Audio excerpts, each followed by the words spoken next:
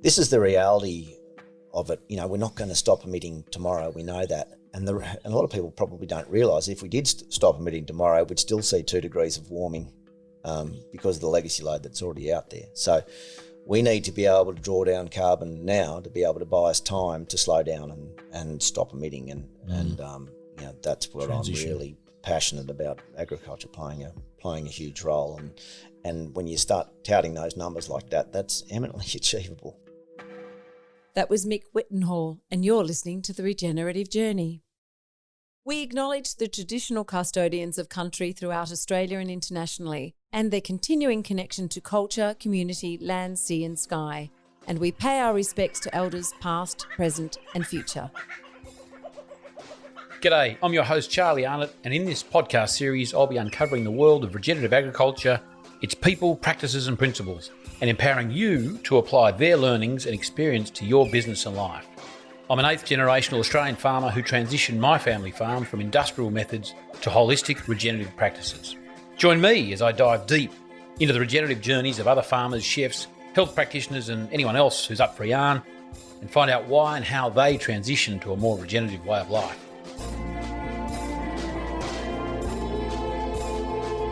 Welcome to The Regenerative Journey with Charlie Arnott. G'day, well here's part 2 of that lengthy and fascinating chat with Mick Wettenhall from Trangie. In here we talk more about carbon farming, the rewarding essentially of farmers of the carbon that they can potentially sequest. We danced all over the place. It was a really fascinating yarn with Mick, and we talked about some, I guess, sort of personal development stuff towards the end there too, which was I'm glad we touched on, because it's certainly something that farmers aren't renowned necessarily for thinking about, touching on, learning about or developing. And Mick and I have done the same sort of series of courses, which gave us some an opportunity to chat about that and share with you guys. So I hope you enjoy as much as I did this second half of my interview with Mick Wettenhall. And tell me about mentoring. We were talking last night about sort of farming groups and some associations you've got. How important has that been to you? Yeah, I've been, and it's only this year that I've been sort of signed on with the Australian Soil Planners Group. Ben Smith, who's a local bloke here, is every bigger nut as I am with sort of stuff. Ben's been with them for a long time, and it's just a group of farmers like-minded are thinking the same way. Everyone's sort of dabbling now in the whole cover cropping space, and it's as I was saying to you last night, we're probably they reckon there's 30 seasons in us as a farmer where you're where you're doing things on your own, where you're making your own decisions with not the previous generation or the next generation that are involved in the decision making. So there's only so much you can learn on your own, and that's where I think it's really important to surround yourself, with people that are like-minded, doing things the same way that you're trying to do it, and no point buying a lesson that someone's already paid money for.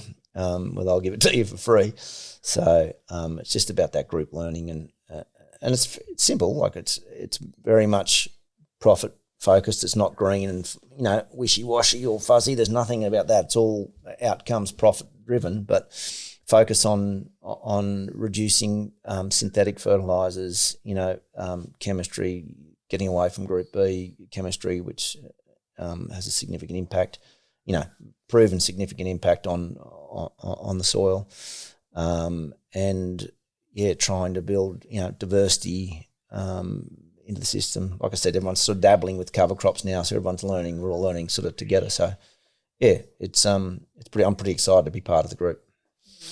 And how does that function? You catch up on you were saying on WhatsApp, I think it was. Do you sort of come together and do farm visits? How does it sort of So function. And again, this is only my first year at it, but they meet twice a year, once before winter crop, obviously pre-COVID, once before winter crop, once before summer crop, and yet, that two face-to-face meetings a year, and there's a WhatsApp group that people can post pictures of what they're doing and results and ask questions, ideas. Yeah. Good support mechanism. Yeah, it's good. It's good. Talking about that, what about mentors? Have you had any significant people in your life that you have, I guess, relied on or gone to, at times for, whether that be just farming or life lessons or questions or answers, or is there sort of how important has that been in your world? There's obviously from a professional perspective, any of the luminaries that are out there, that I've looked to that are doing stuff that I'm trying to achieve. Come on, pump their tyres up. I don't know. I'm a big fan of John Kempf. I listen to his webinars all the time. Like I said, I'm a self-confessed ped head, and he's got all stuff in there that's really digestible, sort of makes sense, putting the pieces together. So I listen to a lot of his stuff. He's got a new book, Quality Agriculture, available now. Yeah. Yes. Okay. We'll put that in the show notes. John.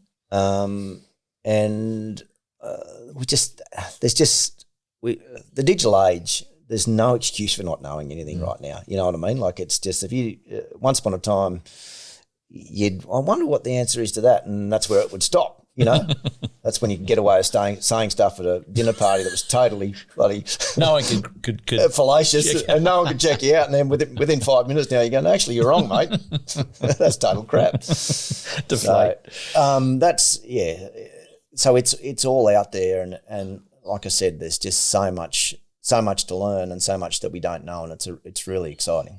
Talking about stuff that we're just sort of getting our heads around, tell me about plant farming microbes, because that's a new it's a new plants farming microbes, I should say. That's a new something. Tell us about that. Yeah, something that I only just came across more recently, and this is the whole thing about why we're trying to get away from synthetic fertilizers, because their impact on the biological function in soil. So,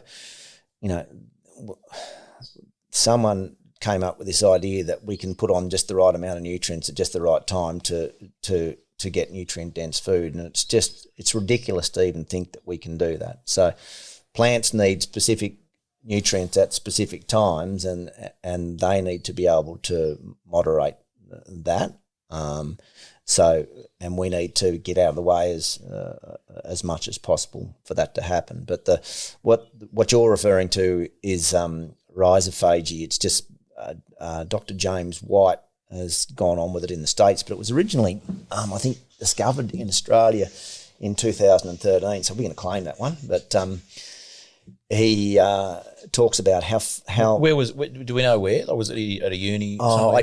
And I can't tell you off the top of my head, mate. I'll find out. But I could find out. It was but Aussie discovery though. Yeah, We'll take that. We'll take it. We'll run with that.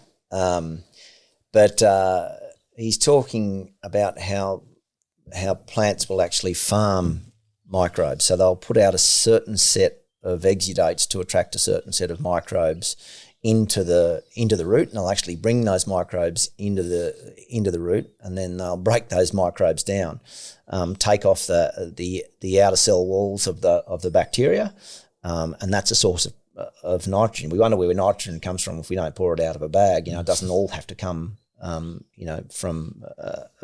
rhizobium. Then we've got free living nitrogen fixers, but we've also got this form of nitrogen that we never realised was there, and it's a significant amount. So the plants will actually break down the cell walls of the bacteria, and the protoplasm just blobs around in the root and reproduces, and they makes more of them, and then they spit them back out into the soil. And then set the trap again and bring more in, So it's about the plant will ask for specific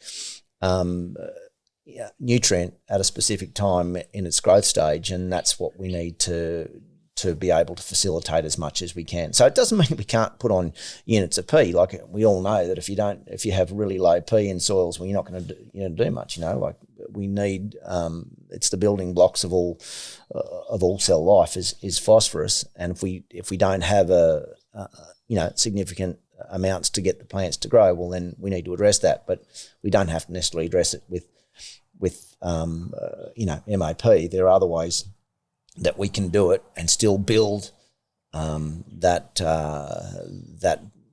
plant microbe association, phosphorus association, and strengthen it year in, year out, that we need less and less. So that's the focus that we're really putting on. I haven't used any MAP here for probably, I don't know, 18 years or something like that. That's fascinating. And I know, as I was saying this morning or last night, there's a lot of the stuff. I mean, I talk about grazing a lot because I am one, and not really doing much cropping, bit of pasture cropping. But the cropping, in cropping circles, they're interested. Some dismissive, but mainly interested in how this sort of, how does one transition to a different way of doing things? Getting less reliant on inputs from outside, and brewing your own stuff, or using a more biologically friendly sort of product. So it's just getting those people into the headspace that it's not actually it's not a hard task to sort of start easing into a more natural way of doing things. That we can actually, if we understand nature, if we understand plant biology, and we understand that a lot of these processes are going to take place if we just let them, then that's actually stepping into that space already. That it's not like I've got to stop doing this and start doing that. Is almost like an own, and certainly in a grazing situation, we stopped doing a lot of things which we understood at a point in time that were probably being destructive, or not destructive, but just weren't helping things. We were actually standing in the way of nature doing its thing. So it's the same. I'm not surprised, or we shouldn't be surprised that the plants have this mechanism for trapping microbes to bring them what they need. Like this is just and that will happen if we let it, won't it? Yeah, and it will. And I suppose the thing is, you have to be asking those questions all the time.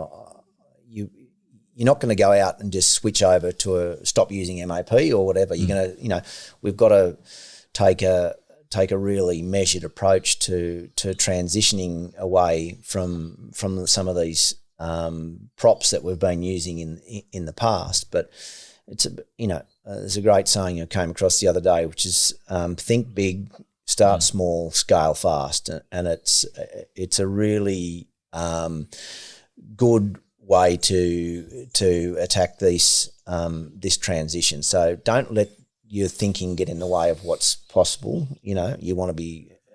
Gabe Brown talks about, if I'm not failing, 2 or 3 times a year, I'm not trying. So we've got to keep asking the questions of what else is possible, and you need to ask those questions on an area where it's not going to impact you financially, and that you can see it right through, and then you can then measure that the outcome, and then you can scale it from there. And that's, I think, the way we've got to take a really measured approach. You can't just, and we've all been guilty of it, where you just think, we're just going to, move across and do this, and you end up taking a fair bit of bark off.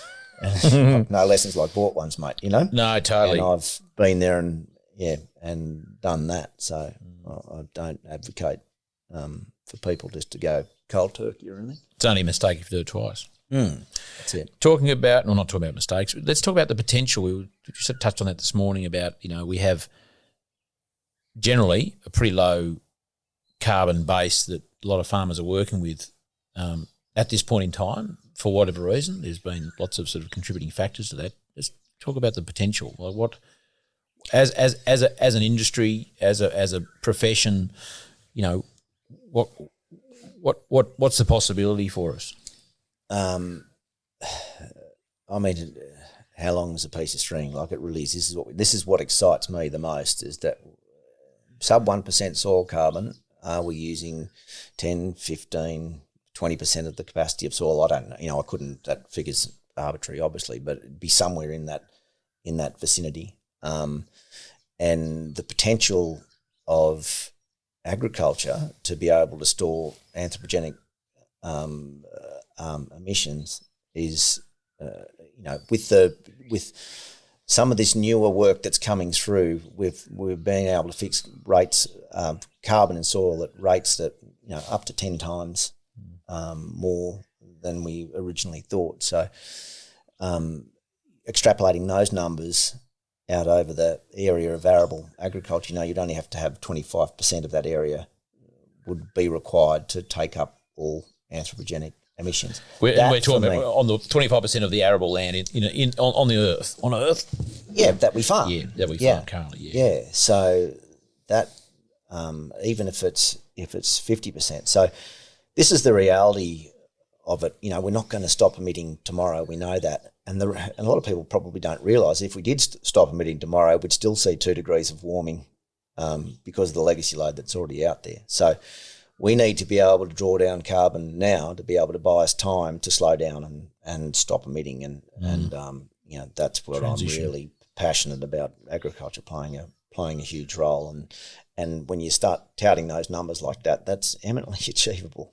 When you say arable, you were talking farming arable. Yeah. So that's not even... That's David Johnson's numbers. Yes. Yeah, so that's using his numbers and his beam approach. You probably want to put him in your show notes if people haven't Totally. Come across him, because his work is really groundbreaking. And so just probably a good thing to note, so that's in the arable farming land, so that's food production, and that's not considering, so 25% of our arable land, if we were to convert that, or we could, that's the low-hanging fruit. That's not even thinking about the even larger area of grazing land that could be, you could be utilised. Just to qualify that, and I'd probably need to work that number out. Whether is he talking about grazing? He says arable land, so I'm assuming farming. But still, my point is, it really is achievable. Like I said, an area the size of Africa we graze, area the size of South America that we farm. It's massive potential. It's it's exciting. So how do we get? There's. I guess in the world of COVID, there's obviously a lot more airtime for the COVID factor, human health and survival of the species, as it were, from that sort of impact. How do we get people to think about? So I guess what I'm saying is there's a bit of a deflection of attention, I think, at the moment, and maybe in the future, of carbon and climate change, okay? Because people at the moment are going, oh, well, that's all fine, but I'm actually just trying to make sure I'm not dead tomorrow. There's I think there's a bit of a shift in people's thinking. For how long, we don't know. How do we get people, putting that bit aside, how do we get people who are in the debate, talking about climate change, how do we get them to a point of going, you know what, it's actually not that complicated. We have the tools, we have the biology, we have the experience now of to be able to address this issue. Like, how do we get people to understand that and support the adoption of that? I'm not just talking about your neighbour or someone. I'm talking about someone who's buying food in Sydney. How do you think we sort of get them on the page and get them behind us? I think Paul Gilding's book, The Great Disruption, I don't know if you've read that, but I will now. He talks about how climate change, it's coming. We're going to hit it head on, but he's got quite a upbeat take on it. He sort of says right the way through the book, he said, humans, we've proved in the past we're dumb, but we're not stupid. That we're slow to react, but when we do, we really rally and get stuff done. And I like to think that we're sort of getting to that point now, where and this is where taxes aren't going to sort of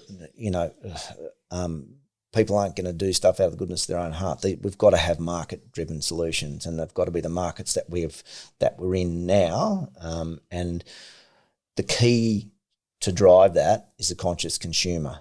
And I think this is what excites me. This is the opportunity for businesses going forward. And it doesn't matter what business you're in. It's about positioning yourself in the marketplace to not greenwashing like we've seen in the past, but really out there demonstrably making a difference to the problem, to being a significant player. And that's where, because you've got a conscious consumer that wants, you've got their attention now. And you're seeing it in the corporate world here now. They're all looking at ways they can do that, and that's what's going to drive it. I'm sure of that. How do you think the mums and dads who are, not to say they've got a louder or less of a voice than corporates, but how do you think they can get on the page or sort of support or encourage or sort of be part of this solution? Yeah, we've got to provide places for people to push. That's what I'm saying about businesses out there. Let's put products out there. You've got their attention now, so create a product or a service that people can patronize to make that difference. And that's where it's at. And that's where we're evolving to really quickly. So a farmer who is making his good, clean food available to consumers, to people in the city. Yeah, but we do have to be able to do that. Someone like Joel Salatin, that sort of model is fantastic and it's brilliant. But what's the reality of us all, doing that? It's sort of, he's got 4 million people on his doorstep that he can supply a significant amount of restaurants. I could do that here in Trangie and Narromine, and it's sort of we've got to have market structures and systems and facilities that facilitate, this movement. So there's more. I'm seeing and finding more funds. People are more interested in putting their funds into ag. Not so much mums and dads, but more. The big end of town are really looking at this as a solution. I know that through the Soil Carbon Company, you've got some, you've attracted some funding from a number of people. Has that been, obviously it's been important, but do you see that as being a movement or a real trend? Are you seeing that corporates are wanting to get involved, and is it just funds, or do they want to is there some sort of social license stuff that they're looking for as well? They're sort of, whether it's carbon offsets literally, or whether it's just, I want to be associated with this movement. Do you think there's? Yeah, I think so. I think everyone's looking at the carbon space as this massive potential no one wants to miss out. There is a lot of money, invested around the world. I think, end-of-life technology is probably it's the next frontier in agriculture, and it's sort of the old model. We're breaking away a bit from the old model, but the old model was a really good model in that you had multinational corporations providing solutions for low-carbon soils that create less carbon, that require more solutions ever so slowly, year in, year out. Do you know what I mean? Like that model, perfect. Who would upset that? So, but that model is slowly being upset, and now those bigger companies are looking, well, what else do we do? Where's the next step? And that's, not necessarily going to lead the way, but they're following quickly. And that's where we'll see. This is the only thing that's missing here is money. At the end of the day, who's got it? Well, mate, you hear about it. It's everywhere, and these massive corporations have got massive amounts of money. And when you start throwing money at some of these problems, there's one particular product that I know that a big multinational chemical corporation developed, and I know that the R&D budget on that particular chemical was only just for broadleafs in crop. One chemical does a specific job, was $500 million to develop one chemical. And that to me is just absolutely astounding. Imagine we start putting some of those sort of numbers towards developing, soil health and biologicals and systems, then we will see massive ground made really, really quickly. Isn't that? I mean, that's a bit of a defining thing between a business that is putting that much money into a chemical input, and then they can justify that expense because they know that there's a business model beyond that to support that investment. Totally. So with the technology, well, I don't want to use the word technology, but with the biology that you're helping develop, Mick, is not that this is your motivation, but I mean, I can see it being a reasonably different business model. Yes, you're selling a product. You're putting some R&D into it and an investment of your time to produce something, understandably, but is this a different business model? Is this empowering farmers more using this biology? Yes, it's an input, but is it empowering farmers in a different way than, say, if they were using something they got out of a bag that is not biology? Is there a different sort of a business model or a different sort of, I guess, direction they're heading? Because I think farmers all know. You talk to farmers about soil carbon, like they all know what soil carbon is. They just don't know how to do it. Like, show us how we do it, and we'll do it. And that's a reality that we have at the minute. But this is where what will drive this whole development of this industry is getting the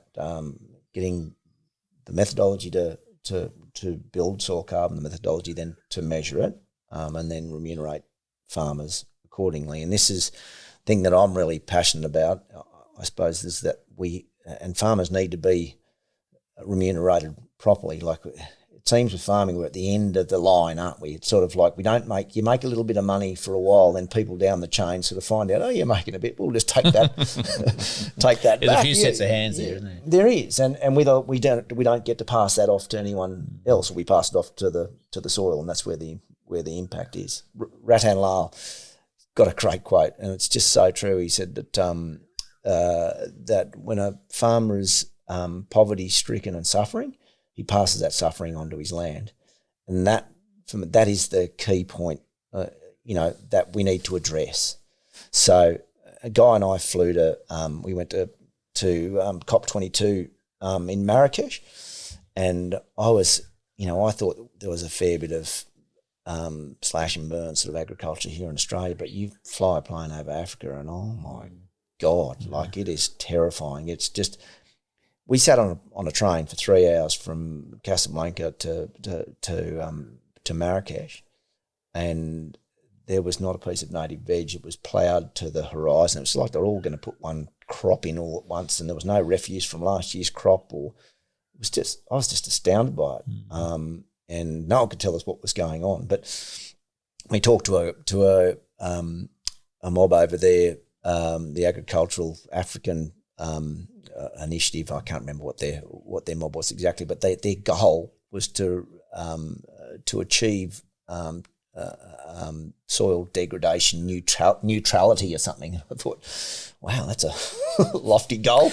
Well, so it was almost like they wanted to get it to a state where it was totally controlled. It was almost like just a. Is that what they meant? No, they just wanted to. They wanted just to maintain soil.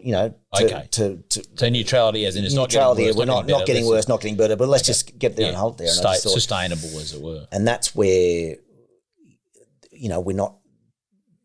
That's such a big part of the soils that we're talking about in that budget, and we have to get that to those third world farmers that don't necessarily have access, to technology and information and all that sort of stuff, and that needs to be addressed. So we've got to stop that poverty-stricken and suffering. If we want to stop the land from suffering, we've got to remunerate farmers, and that's where we've got to make. When we work this out, that we've got to make sure that farmers get remunerated, accordingly, and we don't lose that, and that's critical. And I guess a part of that's also the input costs, isn't it? I mean, I guess a system that is relying on a recipe and every year, and you and the inputs in a, I know certainly when we were cropping, our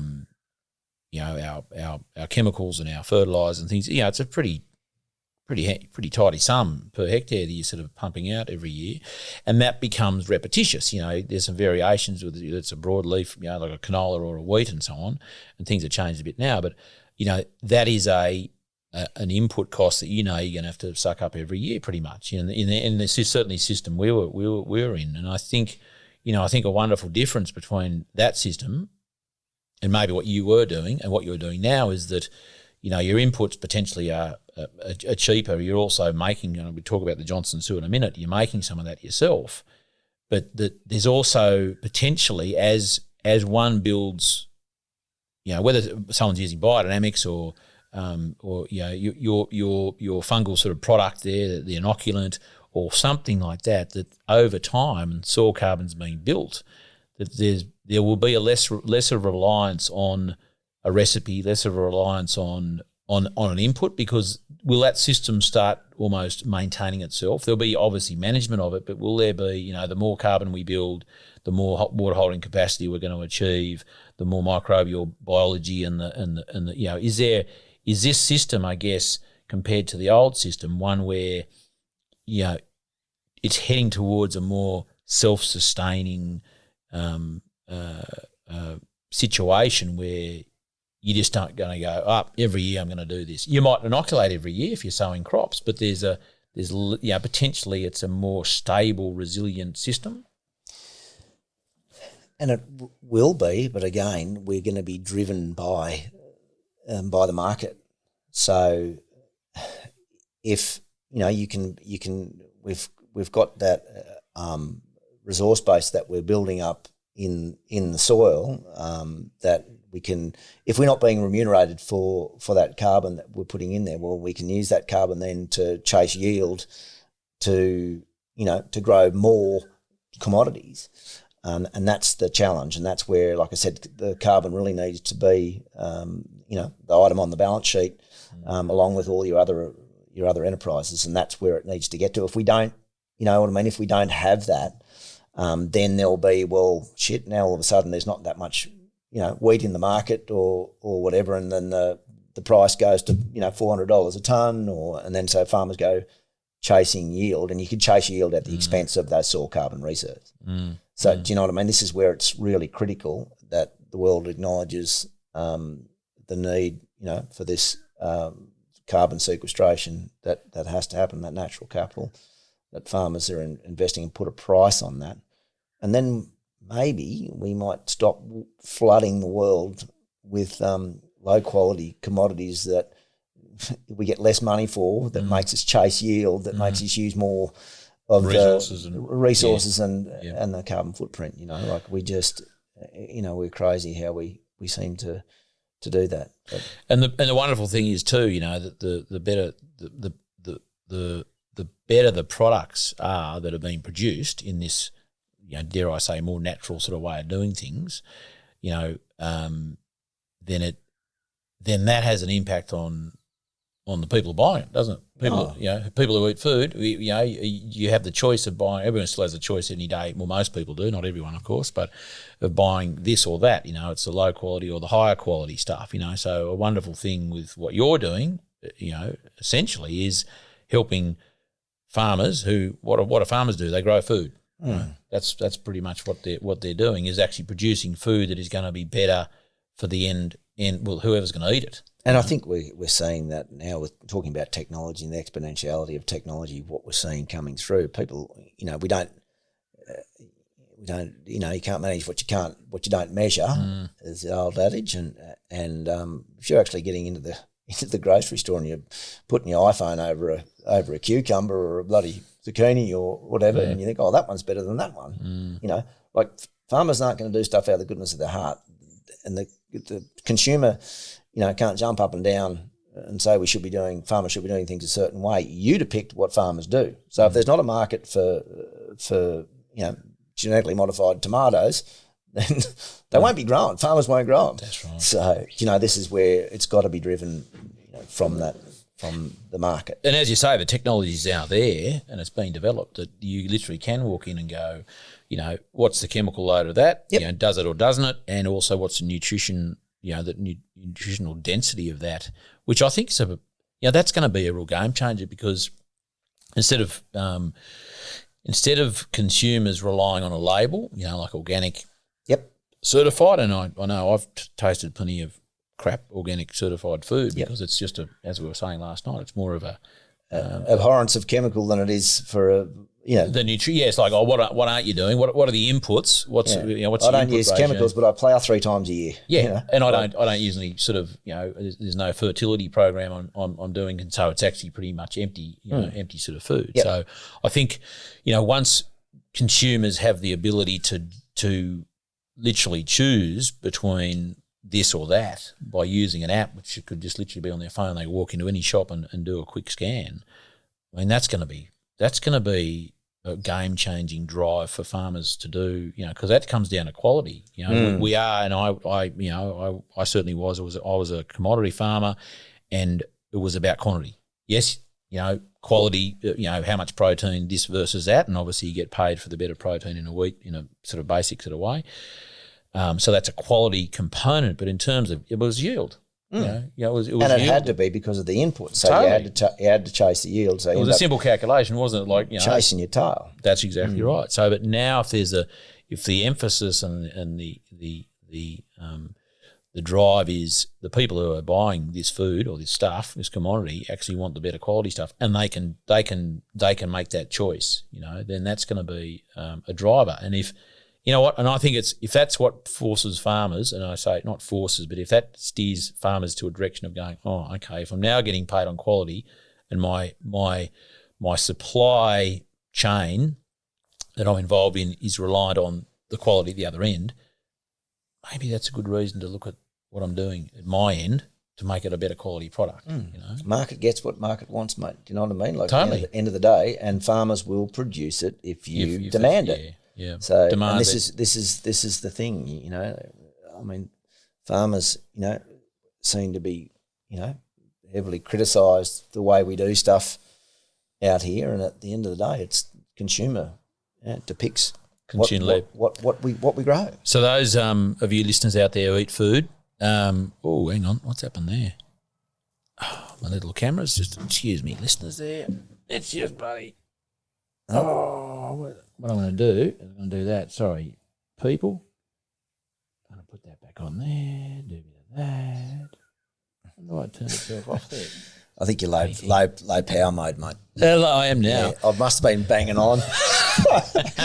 I love it. I have a tendency. You haven't. Kirsty warned me about that. No, I knew that already. That's why I'm here, mate. Where was I heading with that one? Talking about food and the consumer and demanding. Oh, that's it. Yeah, so a demand economy is where we need to really head. Economics 101, supply demand, and yes, that's certainly a business model, and that's an economic model. But I can't agree more that if a healthy economy is one that's based on the demand, because people supplying stuff without the demand, and as farmers we're pretty good at that. We put a crop in, or we produce protein, whatever it is, and not knowing where we're gonna sell that,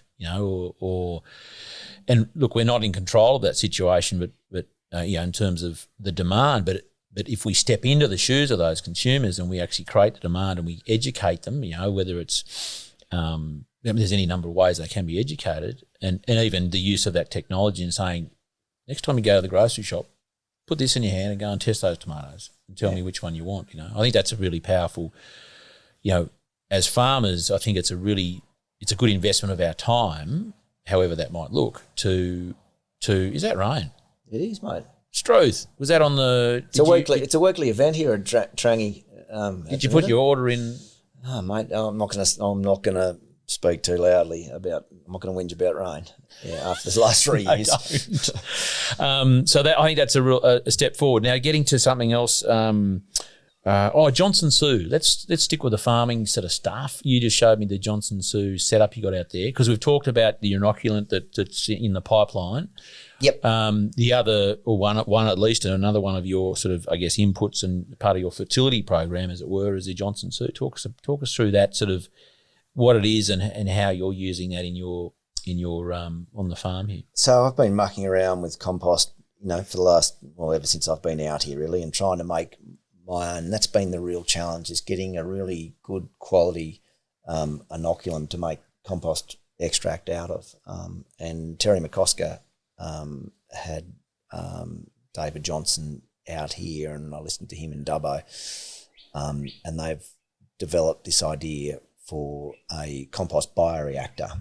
And where the issues that we want to make fungal dominant compost, because we all know that we need more fungi in our soil. We want that fungal bacterial relationship right, but getting compost to be fungal dominant has been the challenge. And the reason why it's been a challenge is that every time when you're doing thermophilic compost, it gets up to heat, and then you have to turn it so it doesn't, because it gets over a certain temperature after 3 days, it'll end up being anaerobic and start selecting for anaerobic bacteria. So we have to turn it. So what we're doing when we're turning that, we're breaking up all that fungal filament, and then it's starting from scratch again. So what David and his wife, the method that they came up with was basically putting, they ascertained that biology, that the anaerobic zone happens about 1 foot or 30 centimetres away from air.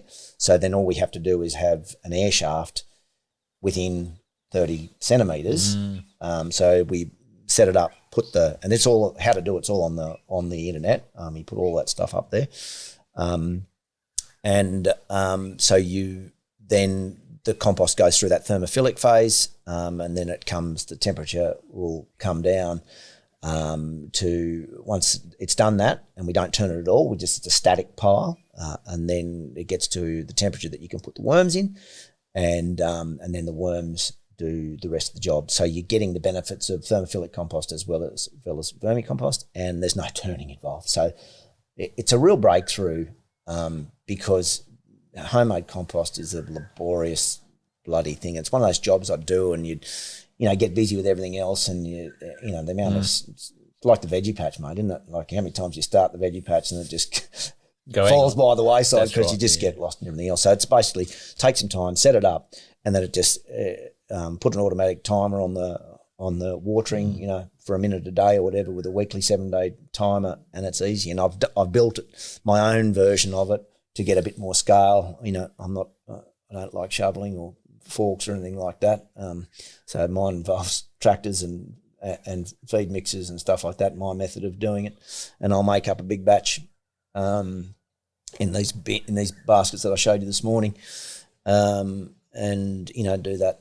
I'll look to do 2 or 3 of them, or 4 of them, depending on how much I need, I suppose. So there's a couple of tonne in each of those. Yeah. And then you use you're saying you use a straw and a wood chip mix and maybe a bit of manure as I just use whatever's about. Which I think is the important thing, isn't it? It's like whatever you get your hands on. Let's not get too prescriptive about it. Exactly. And this is where, like I say, we've got to knock the knobs off this stuff if we're going to get mainstream to want to do it. And that's, a guy and I, he's an agronomist and he deals with farmers, and has seen, that he said, majority of my farmers that I service wouldn't even consider doing, what we're doing when you're talking about bloody, shovels and doing it all by hand and taking, as long as it takes. But so that's why we're trying to develop these systems, that it's a bit more user friendly and can get a bit of scale.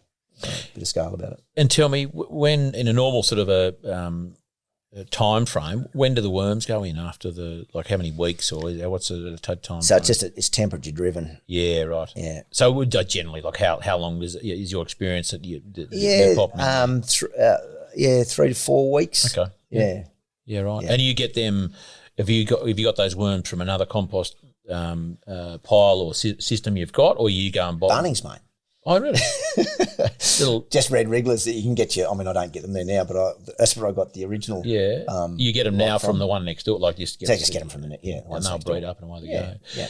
So 12 months is the sort of the gestation, as it were, time for the one way to put it for the system. And then you showed me this morning your extraction sort of system. Just talk us through what's next. So we've made this compost. Yep. So we've made the fungal dominant static. Made the fungal dominant compost in the static pile. So just one more thing. Do you inoculate that? Have you got some stuff you put in there to inoculate it, or the natural fungal activity is I'm mucking around with different things, trying on different. I'll muck around with fish and put some lime in and stuff in association with calcium and fungi and all that sort of stuff. I like anything, just play around with whatever, and it's just I'm improving, but you've got my documentation hasn't been great in the past. You know what I mean? And so you do really need to have that down. It's the results that count. But you do, if something does work really well, we need to know what it is that we did. So I'm mucking around with that, and like we're all sort of liquid inject with our with our cropping system. So I've got liquid fertiliser through the ASP program that we use, and instead of using water as the carrier, I just use will be using. I didn't because it wasn't ready this year, but I will be using the Johnson Sioux sort of next year in that brew. And again, it's just about it's that shotgun approach of restoring biological diversity, but I still think there really is a place for that sniper rifle that we're trying to develop with Soil Carbon Company, getting specific microbes that do a specific job, whether it be water stress relief or carbon fixation or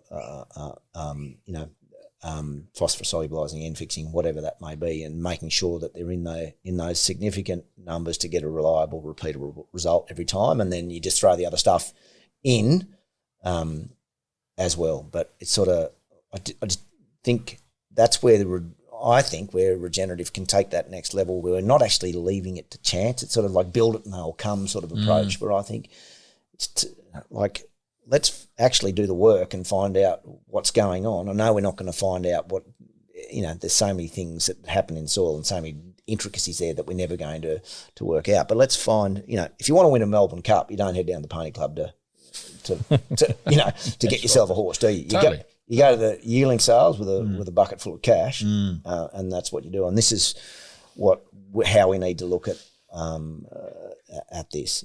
Getting those race horses that are out there that do specific jobs, in that soil reliably, economically, and repeatability.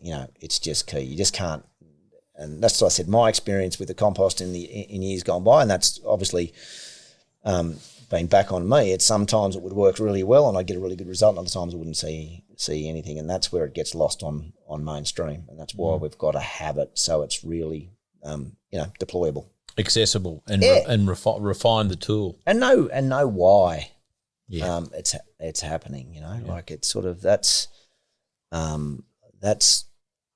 key. I think that's farmers really understanding what's happening when we're putting on soluble phosphorus as MAP or whatever. If you actually knew how much you're getting, and depending on your soil pH and soil type, it's lost incredibly quickly and tied up and complexed incredibly quickly in soil. You'd be horrified, but you think you're putting X amount of units on, but you're only getting a fraction of those as soluble P to that plant. But the critical part is that you're impacting that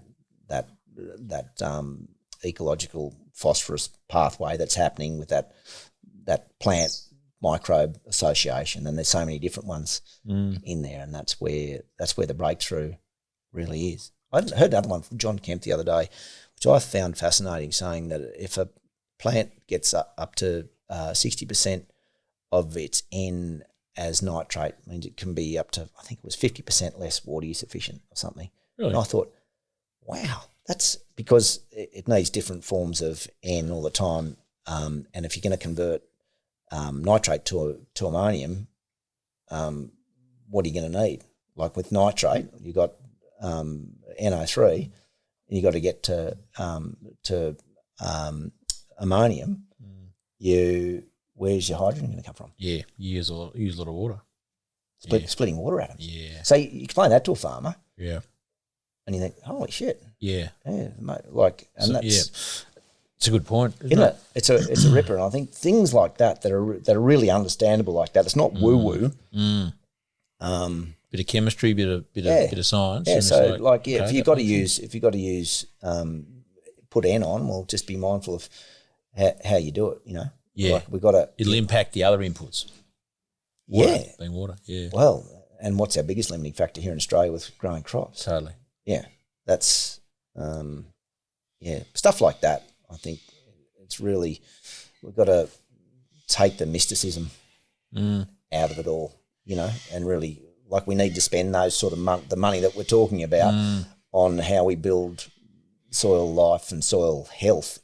If the same amount of if the same amount of money was that's been invested in the destruction in destructive solutions, inverted commas, for agriculture, been spent on actually systems and technologies that build soil, we wouldn't be in the pickle that we're in. We'd be a long way ahead. Now, talking about not so much being in a pickle, but when we sat down here earlier, Mick, we looked out at your Manchurian pear there that's in flower in mid-August, which is unusual to say the least. What's that as a farmer and an observer? What's that saying to you? I think the cocky's just moving in now. We've been lucky they haven't been here. They were screeching away early this morning. Yeah, they, mate. It is for someone with me with a context and my head in the whole climate change problem. I look at this, I just think, wow, that to me is scary. It's nature's own. It's the finger on the pulse, nature's saying, oh, yep, it's time, it's springtime, and it's not. We're mid-August, and we're seeing that. Everyone's got their own story about this. This isn't an isolated incident where you've got tomatoes growing, well into winter and things that just didn't happen before. We are seeing, we're seeing our climate changing before our very eyes, I think. And there's there's the three stages of truth. Is it that first thing a truth is ridiculed, next it's vehemently opposed, and the third it's taken as, we always knew that to be a fact. And I think we're probably somewhere between the vehemently opposed and knowing that it's a fact. So climate change, like I said, 20 years ago, you'd have these discussions with people and say, I remember bloody, years ago they had temperature or whatever, and, cherry picking data. But you've got to look at, we need to look at things objectively, and you look at people say, the Federation drought was way worse than the Millennium drought, and it went for longer, it was hotter or whatever. Well, no, we actually know that it was 0.7 of a degree hotter for the Millennium drought than was for the Federation drought. So what does that actually mean? And that means that's significant, in as far as how we go in and out of droughts is the ground dries up, and then we have to, obviously the ground then has to fill up again before we go out of drought again. So the hotter it is, the more likelihood we are of going into droughts more frequently. That is just a deficit. That's just a reality. Yeah. And we've got this objective measurement over time that we know that it's getting hotter. So, our farming systems have to evolve, and we can't necessarily do things the way we've always done them. Like I said, our generation that came home that said, we've got to go no-till, we've got to get the cattle off the paddocks, we've got to pull out all the fences because we don't need them anymore, and those trees, they can go too, because fuck, they get in they get in the way with the big gear. That's it. So more trees, less grass. Got to pull them out. Yeah. And I think it's now the next generation is going to come home and say, yeah, Dad, well, actually, you've been running them, It'll go full circle. It will. I think we need to get animals back into the system. Yeah. You know, we need more habitat, more biodiversity. We've got to get the fences back in. We've got to be able to control. You know, the animals are a really critical part of the system, and we're starting to learn that stuff now. And you know, it's that next generation, I reckon, that are going to get what we're talking about here now and see what it is that we're talking about and want to be a part of that solution. They'll be the blokes at the pulpit preaching the gospel, you know what I mean? This time they'll actually have the Messiah.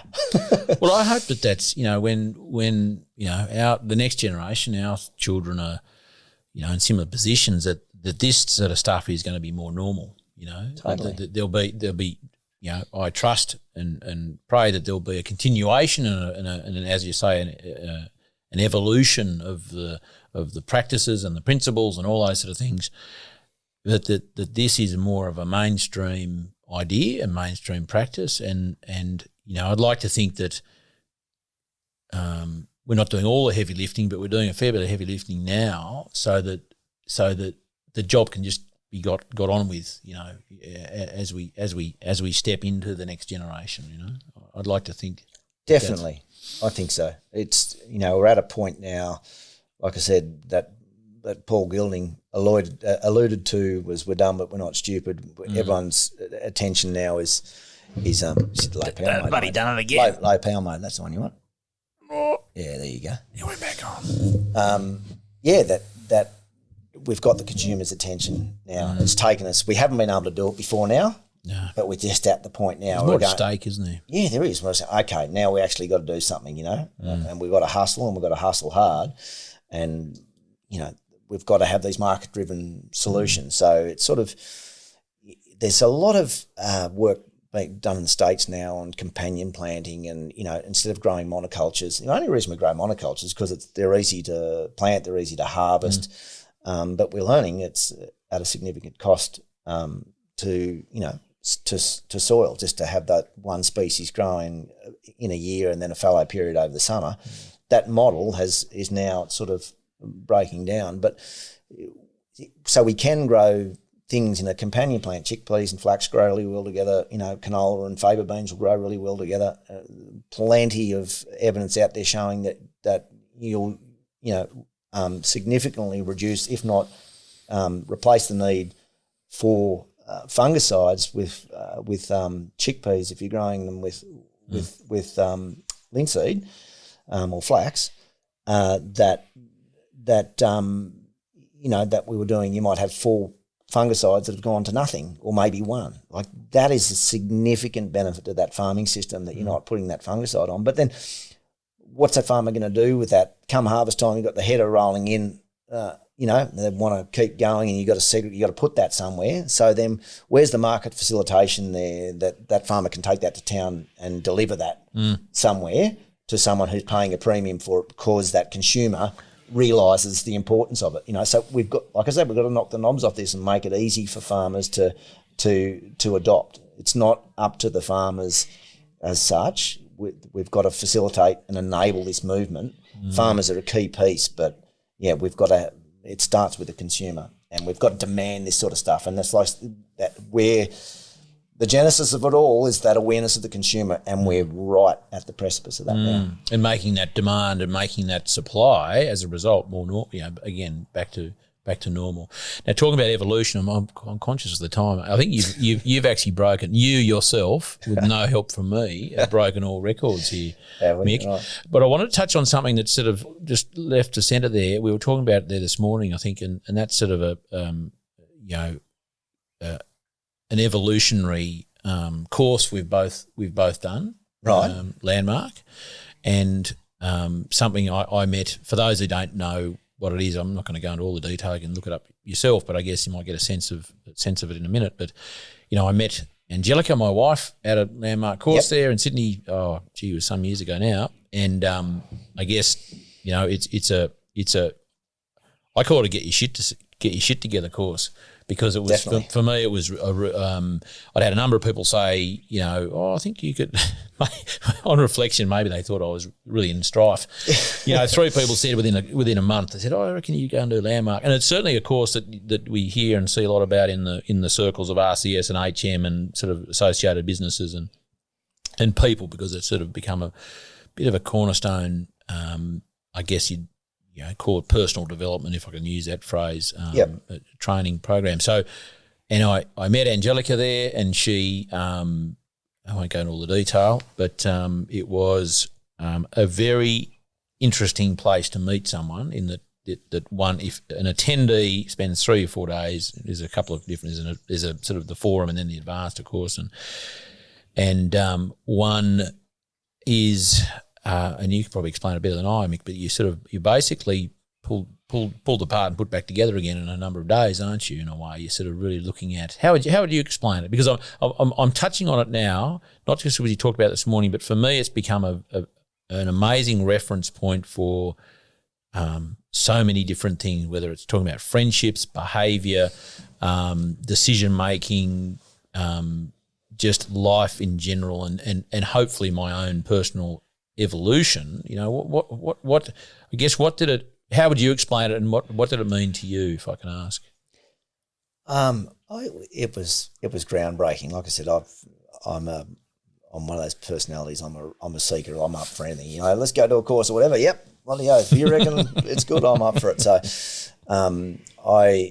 it was it's a little hard to explain. Everyone gets their own thing, but it's basically we all create stories about our own life, and we collapse our stories with reality, and it's all about breaking that down and how you've got your pattern of thinking. So it's all about events that have happened to you through your life, and you make decisions as a child, and then you carry those decisions with you, and you get to realise I did it when I was sort of probably early 30s, I suppose, that a couple of years ago. Yeah, that's it, mate.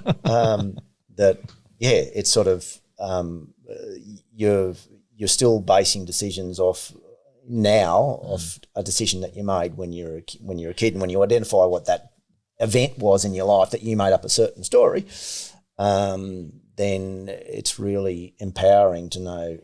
It's a real insight. It's basically holding a mirror up to yourself and getting is to see why it is you operate the way you do, it's really, really powerful. I recommend it. Everyone.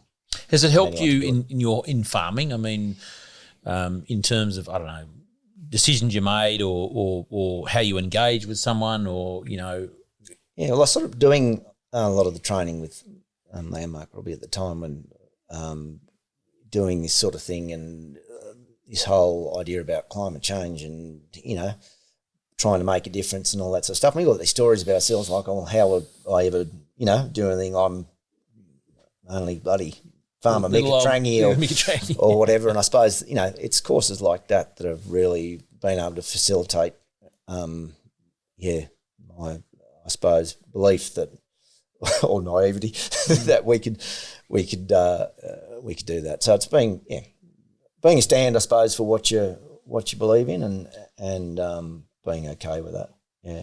Do you think farmers? How do farmers sit with that sort of stuff? I mean, do you know many other farmers who've done Landmark? Or not a heap, I wouldn't say. No, but and I don't, necessarily. I'll share it with people, that ask me. But well, the world now. Yeah. Well, yeah. There you go.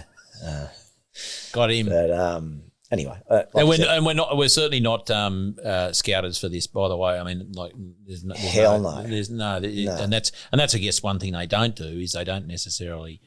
It's not advertised. That's the thing, and I'm only referencing it because it impacted both of us, I suppose. Totally, I can see what you're getting at. Yeah, and that's and I think anyone could go and do it.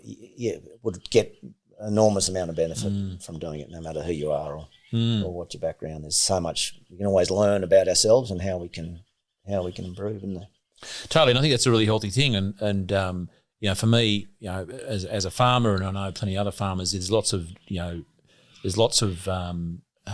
I guess time spent on the development or the evolution of farming practices and the the use of this or the principles of that in a farming context. But I think, again, we touched on it this morning a bit, that there's also stuff that I know I didn't used to work on, and I certainly do now, but I don't know that a whole lot of farmers do, is sort of their relationship with themselves in a way, or their place in the world. Putting aside farming, we had that conversation this morning. You are not what you do. And I think we often get caught up. And this is not criticism of anyone. If I'm criticising anyone, it's myself.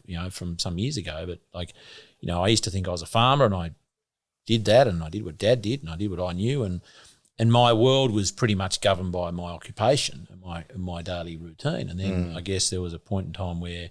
And definitely Landmark was a turning point for me, that there was an understanding that there's more to me than just being a farmer, and there's more that I probably could be working on than what new chemical should I be using, or seed should I be variety that I should be using. There was a sort of stepping into that's all good and well, but if I'm not sort of in touch with myself and not sort of understanding how I tick, then I'm really not going to get a good handle on how my farm ticks or how the world ticks, Yeah, definitely. Yep. No, I agree with you 100% on that. It just makes you realise, you think when you're 20s and 30s, you sort of got this idea that you're still, you're going to be around forever now, like I'm sort of getting towards 50 now, and I sort of start to think, geez, it's, we're starting to get towards the back end, and and you're not even half. Well, but I mean, it's one of those things. It's sort of,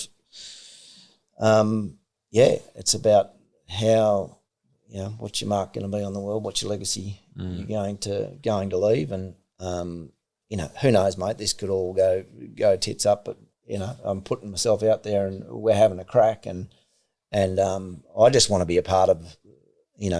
That's what Guy and I have always said when people might detract from SourceQuest and the try and develop the inoculum, I'm saying, well, we're up for anything. So what's your solution? Because we want to be part of that too, Yeah. And that's where I cringe a bit in the documentary. I say that people say that they'll come up with something, and I said we are the they, and sort of they use that as an excerpt to sell it. And the back half of that was that, but we all need to be a they, and this is the thing. It's if you're not working directly on this problem, I've got to ask you, what the hell are you doing? What's your contribution? We've all got to, what's your bit? It doesn't matter. It doesn't have to be in agriculture. It's just whatever industry you're in, we've got to say, okay, how do I contribute? How do I support? How do I create a place to push? That's what we've got to do. We've got to, because consumers going, well, what the hell do I do? How am I going to make a difference? And that's where it's okay, this is what you do. And that's what we have to, we have to facilitate that. Well, mate, I just want to say thank you for giving farmers a place to push, because I think what you're onto, and you and Guy and the team, is going to be a significant game changer in the industry, and I applaud you for pushing on and being the they, and that there'll be many following in your footsteps, I think, and the legacy you're going to be bringing is going to be significant. So, thank you for pushing through whatever ups and downs, and I know we all have them, but there's sort of and just getting on with it, and having the passion and the vigour to sort of have a vision for this and see what it could be, because I think that's your contribution is obvious to me anyway. Thanks, Charlie, and that's and same to you too, mate. I mean, you're doing your contribution by what it is that you do, and it's really important that we all try and do that. And I think it's just about, I suppose, I spent a lot of time looking at this and being fearful of the future. Now I'm nothing short of inspired, because being fearful doesn't serve us, and this is why we've got to to come at it from that angle of inspiration, not fearful. And that's where the whole thing with trying to frighten people into action on climate change doesn't doesn't work, and that's why we just need to inspire people that there are solutions, and all we've got to do is just hustle hard to unearth them, mate. Yeah. Mate, I think it's a great place to finish. My phone's full. iPhone storage full. It's telling me. I emptied that bloody thing out the other day. So let's call it quits. And I've got to go and drain the spuds. I'm about to blow a gasket. Cool. And mate, that's been a wonderful chat. I'm so glad we got to catch up. We covered a lot of ground. And as the rain pitter-patters in front of us here, that's a very fitting way to proceed through the day with a bit of rain, eh? Unless you had jobs yet to do outside, you didn't want to get wet doing. No, mate, no, that's it. I'm never going to whinge again. I think we were at 4-inch rolling rainfall when the drought finally broke. So, and we're still not up to our average. So to give people a quick context, 4 inches in your rolling rainfall being over that sort of previous 12 months, what did that represent in a normal rolling rainfall? Your average is?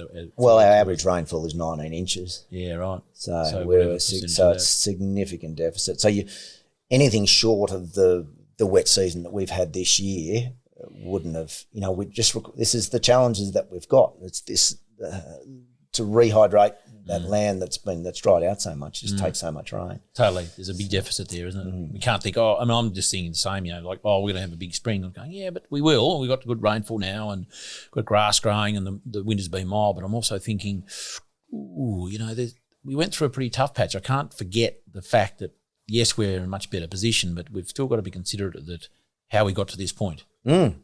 What's potentially not under our feet right now that might normally be, in a normal spring. Mate, let's wrap it up. Right, mate.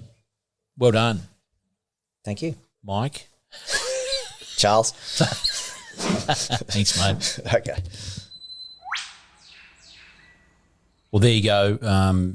Such a wonderful interview there with Mick Wettenhall at Weemabah. It's not the first time I've stumbled over that one, Weemabah, there at Trangie. And part one actually was not so much nominated, but a couple of people did say that was probably one of their favourite interviews so far. So I'm not sure how they're now looking at that, given that part two is also on the airwaves.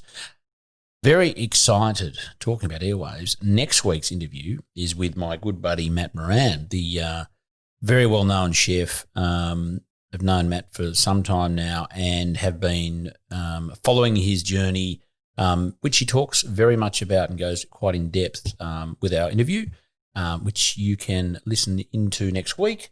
We talk about all sorts of things, him growing up, his inspirations to use olive oil or not in cooking a steak, and a few other interesting tidbits, but generally all about his life and how he's been coping with COVID, etc. I won't spoil it all. Tune in next week to Matt Moran. Oh, and also, before I go, I just want to let you know that next month, in the month of December, on the 7th and 8th of December, Hamish Mackay and I are running a 2-day introduction to Biodynamics workshop down at Alkena Wine Estate in the Barossa Valley. The Barossa Valley, can you believe it? We're finally going to get there. Some wonderful people down there growing beautiful wine, and we are very excited to get down there for the Monday, Tuesday, 7th and 8th of December. Some tickets left. Jump on board, get on to charliearnott.com.au to secure your seats. And we are very excited to have as many crow eaters there as we possibly can, and anyone else who knows anyone who might be interested, just flick them this podcast or the link. It'll be somewhere on the website. So can't wait for that one down there. First time we've been to South Australia, I have, with Hamish, and very exciting.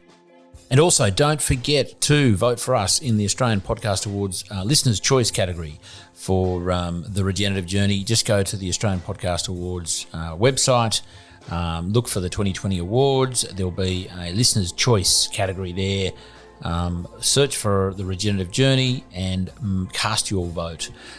So we're very excited about that. We were nominated in the top 5 in the category for Best Interview, in the top 5 for that. And the awards are announced on the 21st of November. So the Listener's Choice Award Votes close on the 18th, so please get yours in as soon as you can. We'd love your support very much. Wish us the best of luck. There you go. Enjoy Matt Moran next week, and I hope you enjoyed Mick Wettenhall just now. This podcast is produced by Rhys Jones at Jaeger Media. If you enjoyed this episode, please feel free to subscribe, share, rate and review. For more episode information, please head over to www.charliearnott.com.au.